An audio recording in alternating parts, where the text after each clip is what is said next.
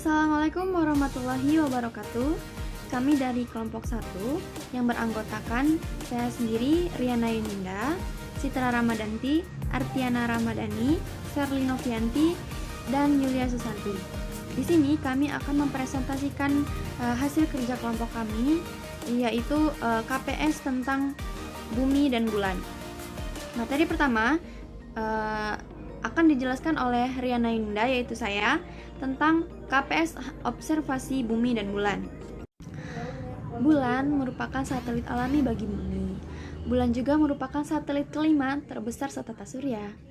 Nah, bulan itu tidak selalu berada di belahan bumi yang sama. Hal itu disebabkan karena bulan itu selalu berputar mengelilingi porosnya, yaitu bumi. Jarak rata-rata bulan ke bumi dari pusat ke pusat adalah 384.405 km atau sekitar 30 kali diameter bumi. Sedangkan bulan memiliki diameter 3.474 km. Di bulan itu tidak terdapat air dan udara. Hal itu penyebab utama tidak adanya kehidupan di bulan. Nah, kawah yang terdapat di permukaan bulan disebabkan oleh hantaman komet dan asteroid.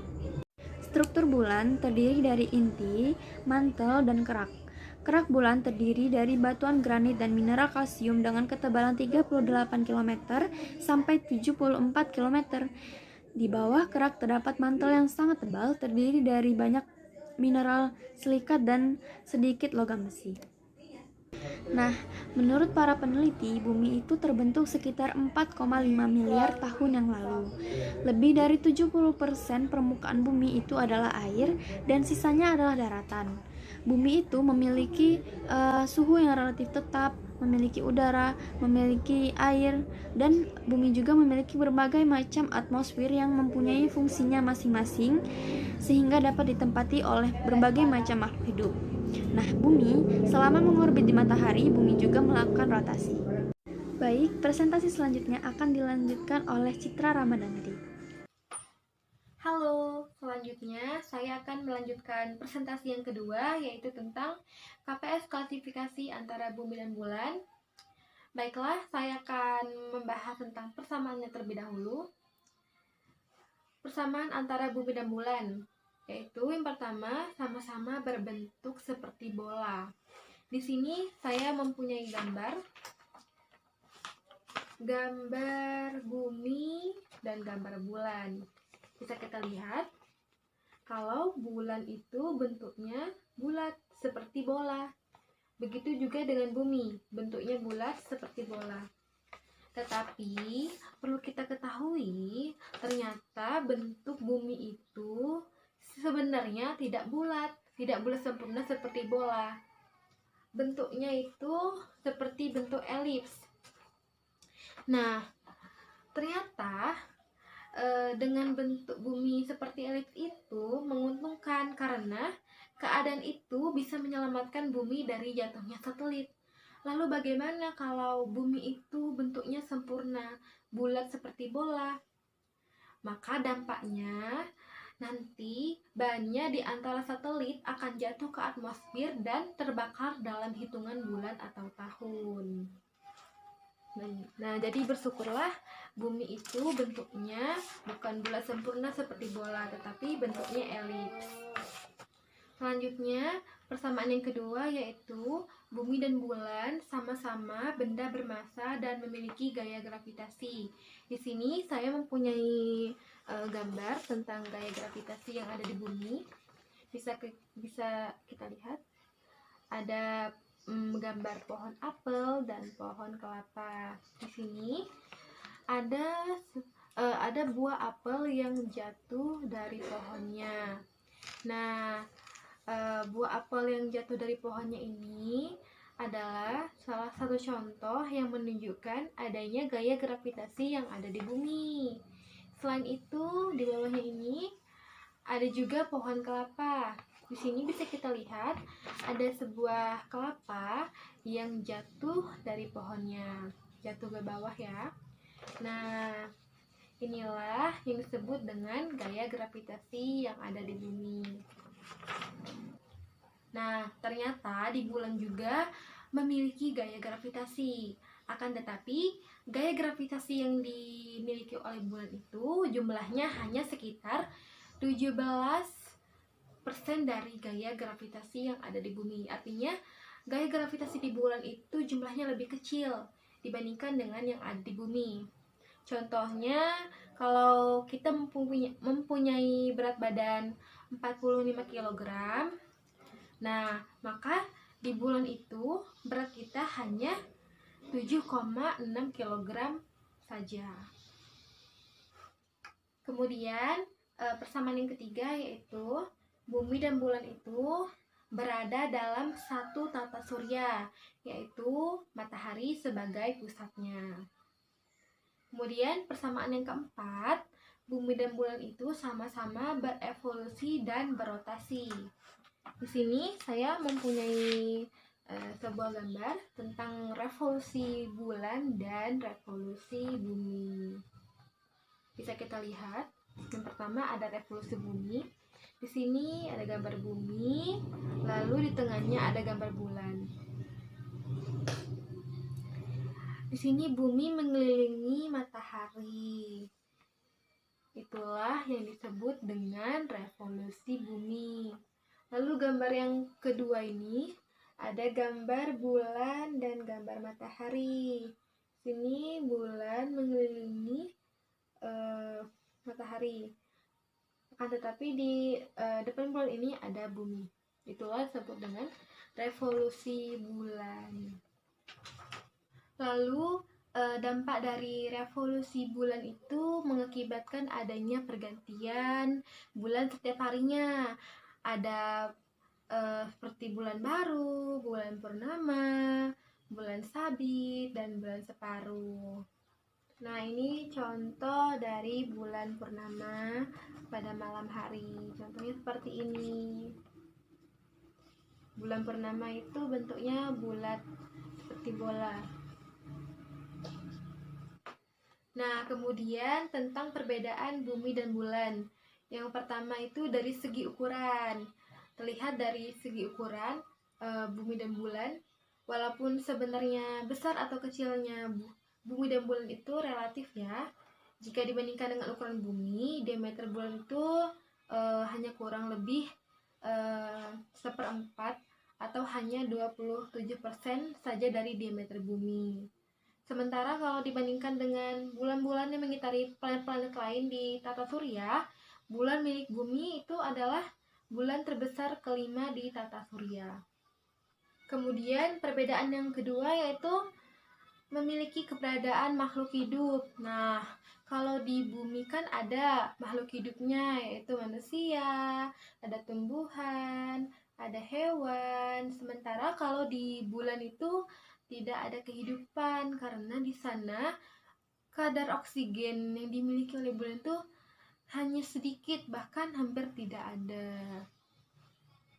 Kemudian perbedaan yang terakhir yaitu memiliki keadaan alam yang berbeda.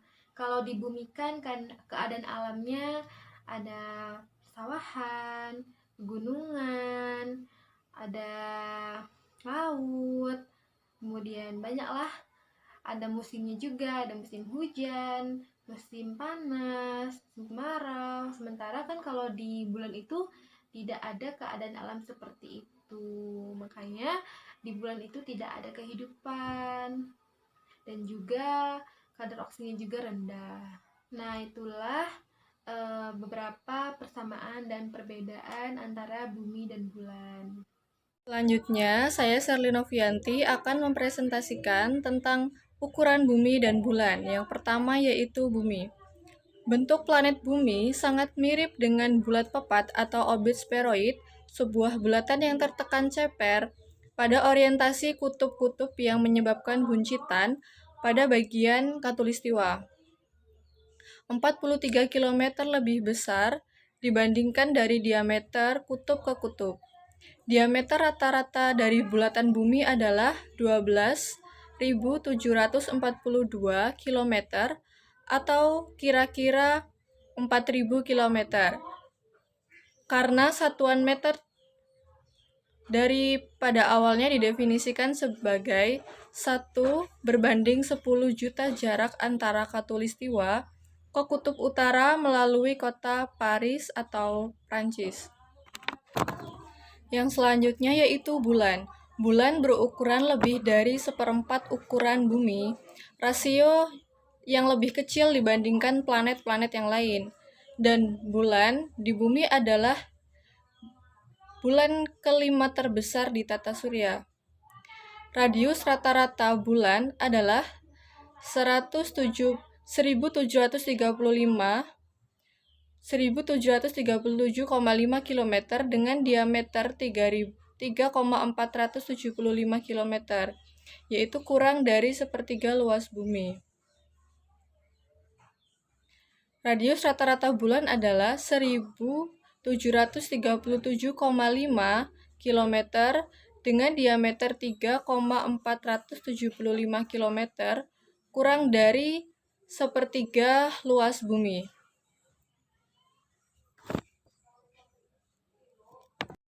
Selanjutnya saya akan melanjutkan dari presentasi yaitu KPS prediksi dan KPS melakukan percobaan. Nah, sebelumnya apa sih KPS prediksi itu? Nah, KPS prediksi itu yaitu kita harus mampu dan menemukan pola hubungan atau landasan yang berdasarkan bukti seperti data, fakta, konsep keilmuan dan informasi yang ada. Nah, di sini kami mencari dari observasi yang kami lakukan, yaitu kami menemukan dan mendengar dari informasi yang beredar bahwa telah ditemukannya planet yang sangat mirip dengan bumi. Apa sih yang sangat mirip itu? Nah, apakah planet tersebut ini dapat dihuni oleh manusia? Dan apakah planet tersebut terdapat satelit alami seperti bulan? Dan jika planet tersebut bisa dihuni oleh manusia, berapa lamakah agar dapat sampai di planet tersebut? Nah, kami mengutip dari CNET Senin 20 April 2020.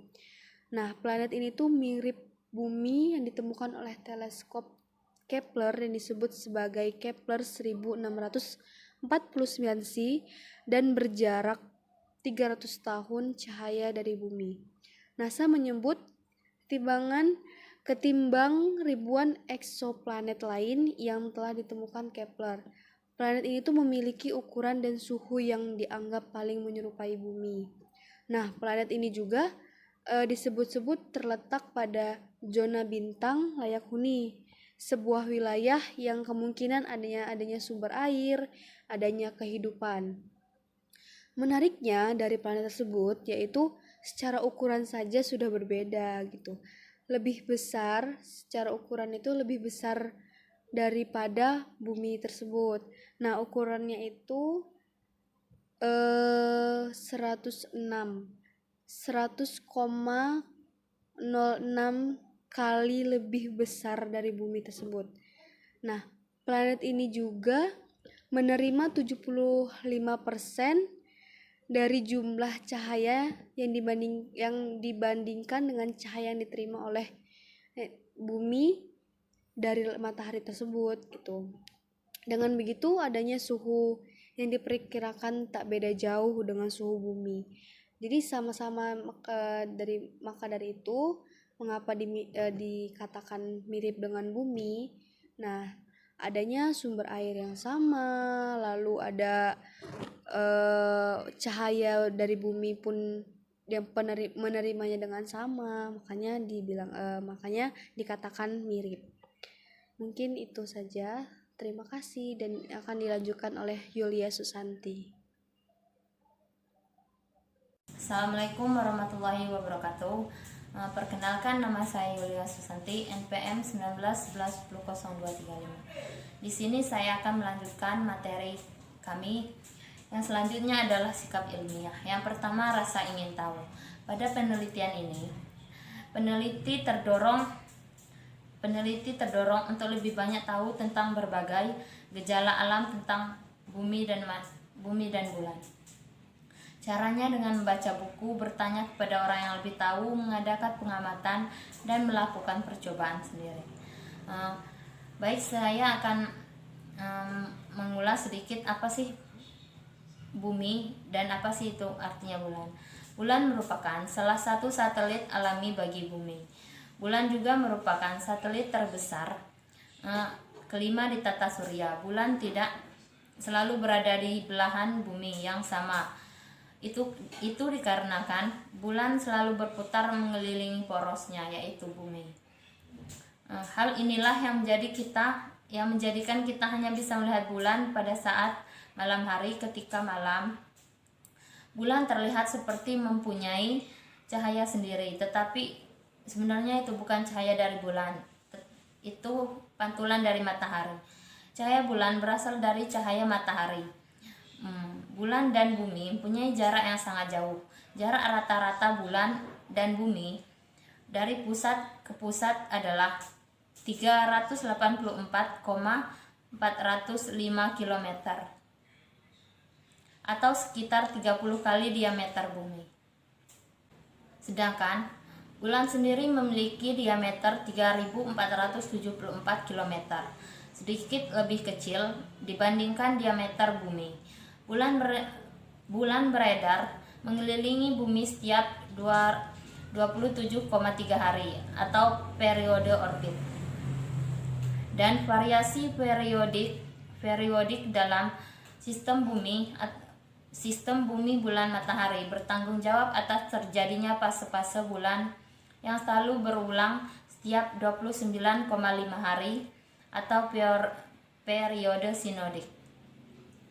Bulan yang ditarik oleh gaya gravitasi bumi tidak jauh ke bumi. Hal ini disebabkan oleh gaya sentrifugal yang timbul dari orbit bulan yang mengelilingi bumi.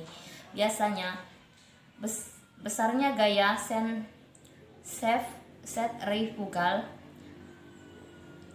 bulan sedikit lebih besar dibandingkan dengan gaya tarik-menarik antara gravitasi bumi dan bulan. Hal ini menyebabkan bulan semakin jauh dari bumi dengan kecepatan sekitar 3,8 cm per tahunnya. Struktur bulan itu sendiri terdiri dari inti, mantel, dan kerak. Kerak bumi ini terdiri dari batuan granit dan mineral kalsium dengan ketebalan antara 48 sampai 74 km. Di bawah kerak terdapat mantel yang sangat tebal yang terdiri dari banyak mineral silikat dan sedikit logam besi. Inti bumi mempunyai bagian dalam yang sangat keras dengan ketebalan 240 km dan bagian luar bagian luarnya dengan ketebalan 300 km. Inti bulan selalu dikelilingi oleh suatu lapisan kental dengan ketebalan 500 km. Bumi sangatlah membutuhkan bulan. Fungsi bulan secara tidak langsung bagi bumi, pertama untuk melindungi bumi dari hantaman benda langit seperti komet, asteroid. Namun tergantung juga seberapa besar massa dan size satelit. Semakin besar massa dan size, maka semakin besar pelindungan yang diberikan. Tentunya massa dan size relatif harus jauh lebih kecil dari planet. Jika mendekati, maka akan lebih terlihat seperti double planet. Yang kedua, satelit alami juga dapat mengontrol kecepatan rotasi suatu planet karena efek gravitasi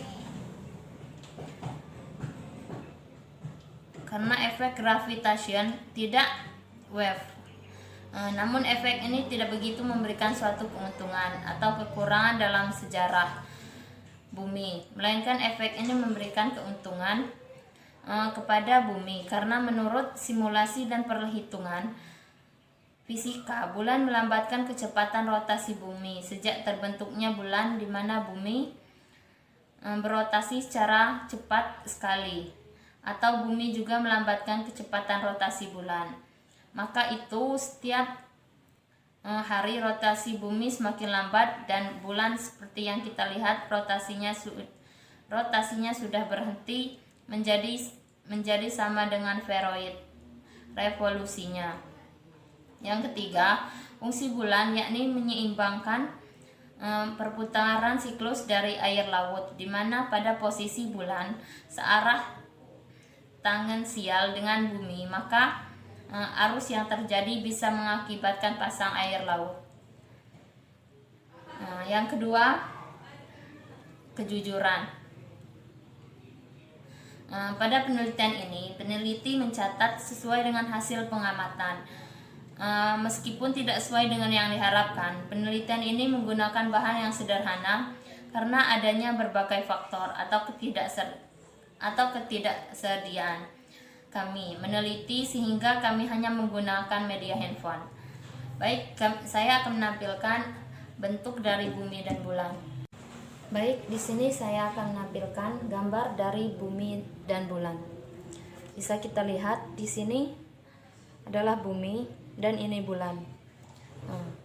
Tiga adalah ketekunan. Saat meneliti, kami tidak mudah putus asa jika hasil percobaan tidak sesuai dengan yang diharapkan, dan kami tidak segan-segan mengulangi percobaan untuk hasil yang lebih memuaskan. Terus yang keempat, ketelitian. Saat meneliti, kami sebisa mungkin untuk tidak ceroboh, baik dalam merencanakan, menggunakan alat maupun bahan, mengukur, mencatat data, mengolah data yang kami terima, dan dapat menarik kesimpulan. Terus yang kelima, objektivitas. Objektivitas di sini kami bekerja sama berpendapat dan menarik kesimpulan yang sudah kami dapatkan, yang diambil berdasarkan fakta yang ada, bukan berdasarkan pendapat pribadi atau orang lain. Terus yang keenam, keterbukaan. Peneliti mau bekerja sama dengan orang lain, mau menerima kritik atau saran dari orang lain yang bersifat membangun dan mau memberikan pengalaman kepada orang lain. Cukup sekian presentasi dari saya. Apabila ada kesalahan, saya mohon maaf. Pada Allah saya mohon ampun. Saya akhiri, wabillahi taufiq wal hidayah. Wassalamualaikum warahmatullahi wabarakatuh.